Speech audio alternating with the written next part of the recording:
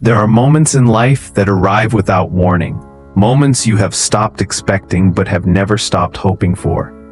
There are people who disappear from your world and leave a hole so specific that no one else can fill it.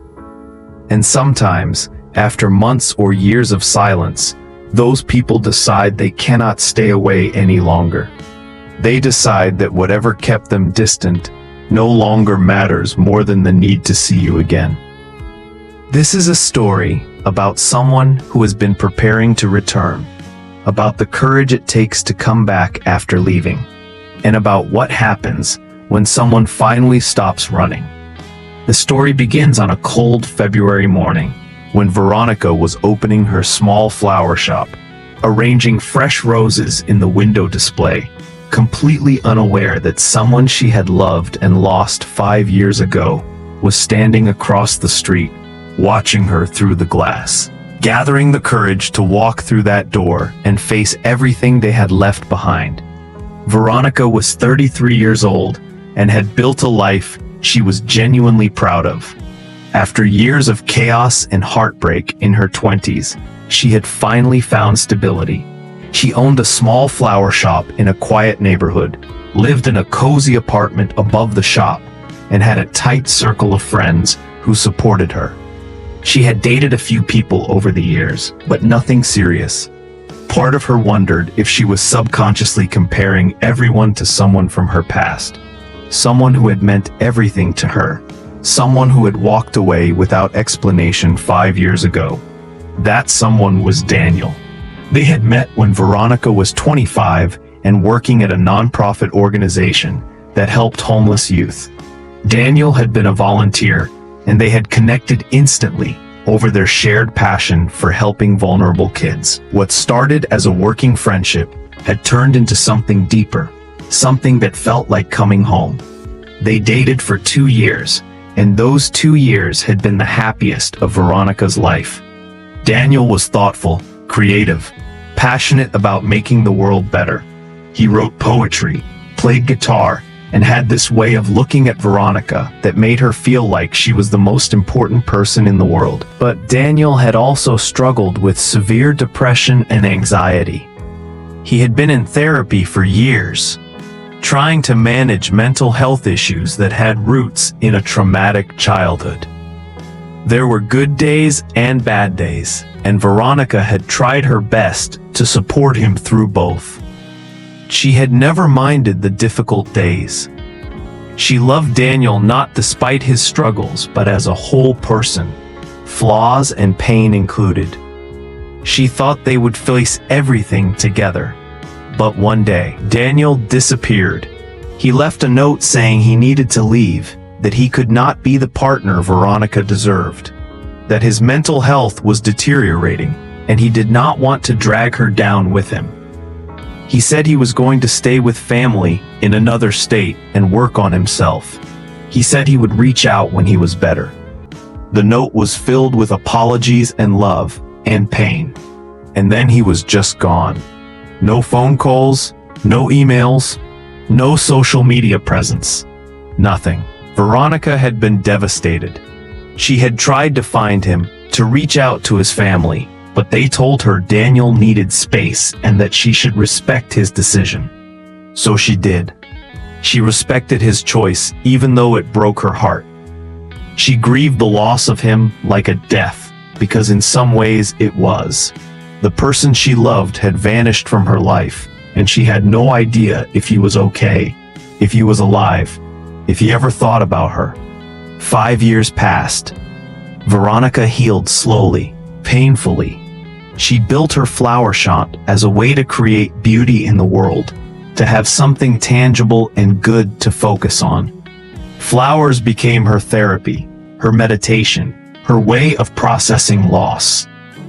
Every arrangement she made was a small act of hope, a reminder that beautiful things can grow, even from painful circumstances. She stopped looking for Daniel online. She stopped asking mutual friends if they had heard from him. She accepted that he was gone, and that she might never know why he truly left or if he ever regretted it.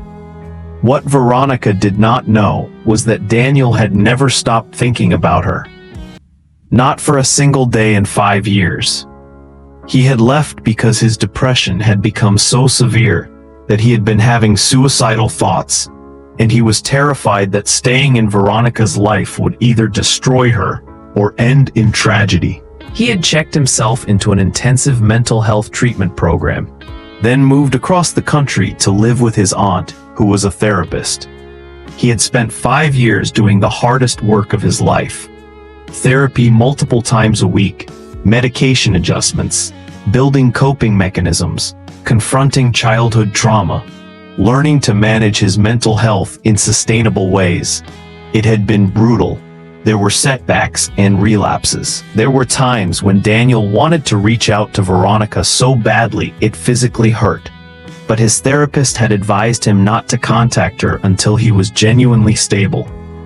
Until he could show up as a healthy partner, rather than dragging her back into chaos. So Daniel had stayed away, even though every day without her felt incomplete. But now, 5 years later, Daniel was different. Not cured, because mental illness does not work that way, but genuinely stable. He had tools to manage his depression. He had a support system. He had done the work.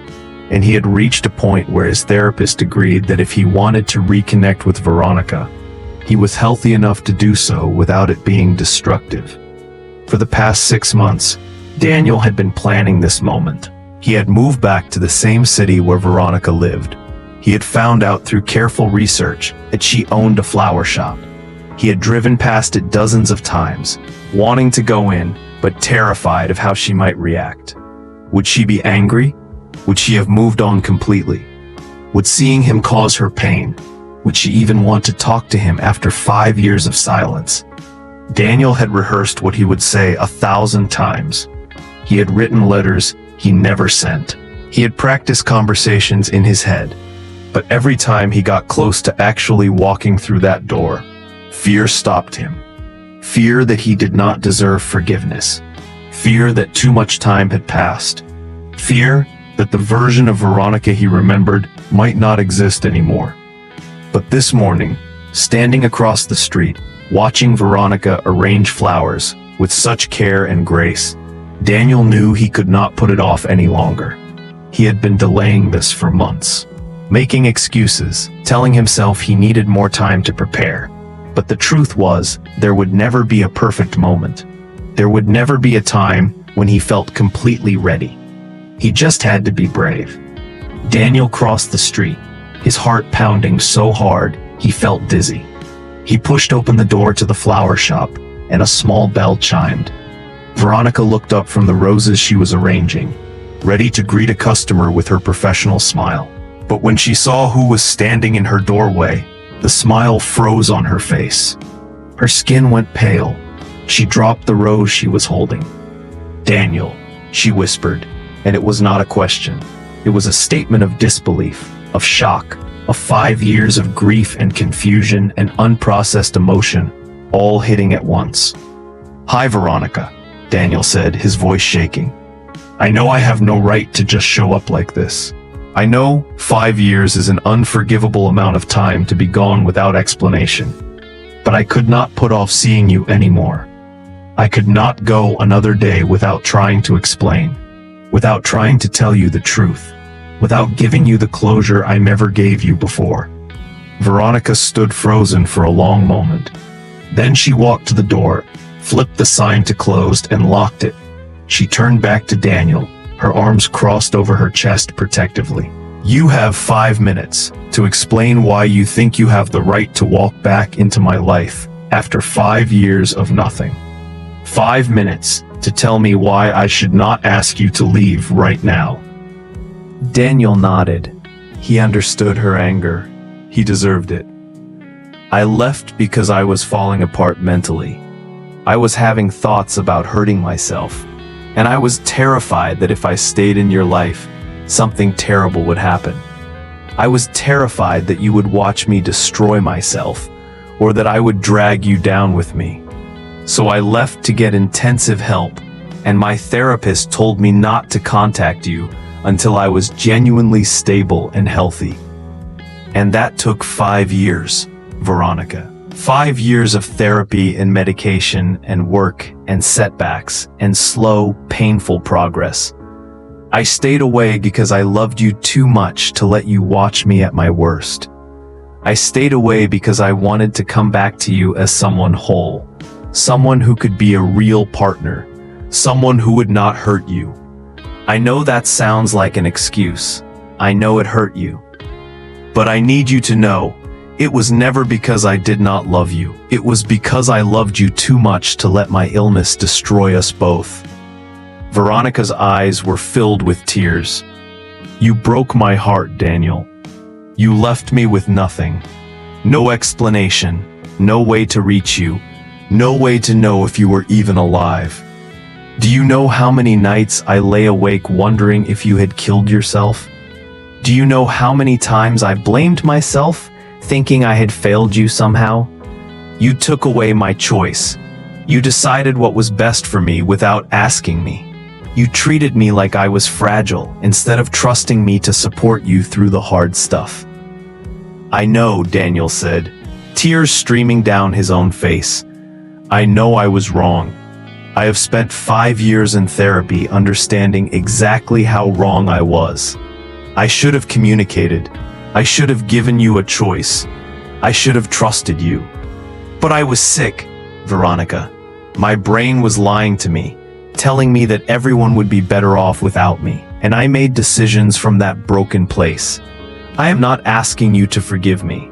I am just asking you to understand that I did what I thought was protecting you, even though it ended up hurting you just as much. They stood in silence, the air between them heavy with years of pain and love and unresolved feelings. Finally, Veronica spoke. Why now? Why come back after all this time? Because I am finally healthy enough to show up as the person you deserved 5 years ago. Daniel said, because I cannot spend the rest of my life wondering what would have happened if I had been brave enough to come back. Because even after 5 years, you are still the person I think about every single day. I am not here expecting you to take me back. I am not here expecting anything. I am here because you deserved an explanation, and because I needed you to know that leaving you was the hardest thing I have ever done. And not a day has passed where I did not regret how I handled it. Veronica wiped her eyes and took a shaky breath. I do not know what to do with this, Daniel. I do not know how to process you standing in my shop after 5 years. I do not know if I can trust you not to disappear again. I do not know if what we had even matters anymore after all this time. I understand, Daniel said quietly. And I am not asking you to decide anything right now. I'm just asking if we can talk. Really talk. Over coffee, over time, however you need. I am not going anywhere this time. I am here, I am stable, and I am ready to answer any question you have, to give you whatever closure you need, to rebuild trust if that is even possible. But I need you to be prepared for something. I am back, and I am not leaving again. Even if you do not want me in your life romantically, I need you to know I am here, I am okay, and I am sorry. The story ends with a truth about second chances and preparation. Sometimes people cannot put off meeting you anymore because the weight of staying away has become heavier than the fear of facing you. When someone returns after a long absence, you must prepare yourself not just for their presence, but for the flood of emotions that comes with it. Prepare for anger, confusion, hope, fear, and love all tangled together. Prepare for the possibility that the person who left has genuinely changed, and for the harder truth that change does not erase hurt. Prepare to make difficult choices about whether healing together is possible or if healing separately is what you both need. But most importantly, prepare to honor your own feelings, to take the time you need, and to understand that you are not obligated to welcome back someone who left just because they finally decided they were ready to return. Their timeline does not have to be yours, and their readiness does not require your immediate forgiveness. Sometimes preparation means building boundaries. Sometimes it means cautious hope.